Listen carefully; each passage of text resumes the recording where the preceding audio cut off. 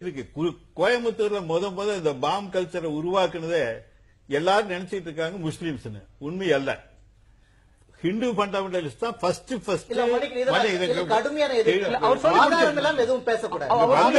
எவிடன்ஸ்லயே கொண்டு வந்திருக்க முதல் கேஸே ஹிந்து முன்னணிக்காரங்க குண்டு வச்சிருந்ததாகத்தான் முதல் கேஸே கோயம்புத்தூர்ல.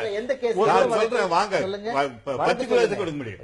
அதாவது குண்டு வெடிப்புக்கு முன்னாடியே 3 வருடத்துக்கு முன்னாடி குண்டு வைத்திருந்ததாக வழக்கு போடப்பட்டது ஹிந்து ஃபண்டமெண்டலிஸ்ட் மேலதான். இருக்கு 10 பிளேஸ்.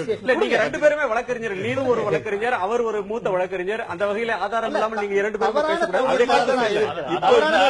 இன்னொரு விஷயம், இந்த குண்டு வெடிப்பு, கோவை குண்டு வெடிப்பே ஒரு மத சார்பு மதத்துக்கு மோதல் அல்ல.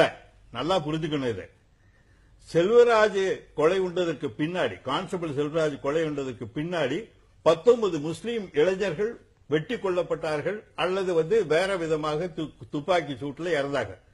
இந்த 19 முஸ்லீம்கள் இறந்ததற்கு முறையான விசாரணை இல்லை. அவர் யார் பேர்லையும் நடவடிக்கை எடுக்கப்படவில்லை.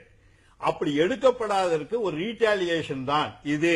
இது இனக்கலவரம் அல்ல அப்படின்னு நான் சொல்லல. நண்பர் நல்லா புரிஞ்சுக்கணும். ப்ராசிக்யூஷன் கேஸே அதான். குண்டு வெடிப்பு, கோவை குண்டு வெடிப்புல ப்ராசிக்யூஷன் கேஸே அதான்.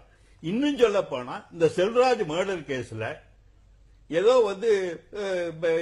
முஸ்லீம்கள் கொண்டுட்டாங்க அப்படிங்கிற, ஒழுங்காக இதை இன்வெஸ்டிகேட் பண்ணியிருந்தா உண்மை வெளியே வந்திருக்கும். அதுல பிடபிள்யூ கம்ப்ளைனன்ட் யாரு தெரியுமா? இன்வெஸ்டிகேஷன் ஆபீசர் இங்க தான் இருக்காரு. அவர் செல்வராஜ் மர்டர் கேஸ்ல இல்ல. அவர் கோவை குண்டு வெடிப்புல ஒரு பகுதி மாத்திரம் அவர் இன்வெஸ்டிகேட் பண்ணவர் விடுதலை ஆயிட்டார். அவர் பேர்ல கேஸ் ப்ரூவ் ஆகலன்னு சொல்லி ரியாசுர் ரஹ்மான் மைசூர்காரரு அவர் விடுதலை ஆயிட்டாரு. அவரு தான் குண்டுக்கு சப்ளை பண்ணதாக கேஸ். ஆனா அவர் வெளியே வந்துட்டார். அது குண்டு வெடிப்பு கேஸ் பல சிக்கல்கள், பல இது இருக்கு. கொண்டு வந்தவனெல்லாம் வெளியே போயிட்டான். கேரளாவுக்கு கொண்டு போனவன் பல பேர் பிடிக்கப்பட்டார்கள். அவங்கெல்லாம் கேஸ்லயே வரல. கடைசியா முஸ்லீம்கள் அது வேற சமாச்சாரம். ஆனால் செல்வராஜ் மர்டர் கேஸ்ல யார் தெரியுமா கம்ப்ளைனன்ட் கொடுத்தது? நல்லா புரிந்து கொள்ள வேண்டும். கேரளாவில் மார்க்சிஸ்ட் பார்ட்டியினுடைய செயலாளரை அட்டாக் பண்ண கேஸ்ல 307 கேஸ்ல அக்யூஸ்டா இருந்தவங்க தான் பாலக்காட்டுல இருந்து இங்க பிராது கொடுத்ததாக கேஸே. அந்த கேஸ் அதனாலேயே தூக்கி எறியப்பட்டது.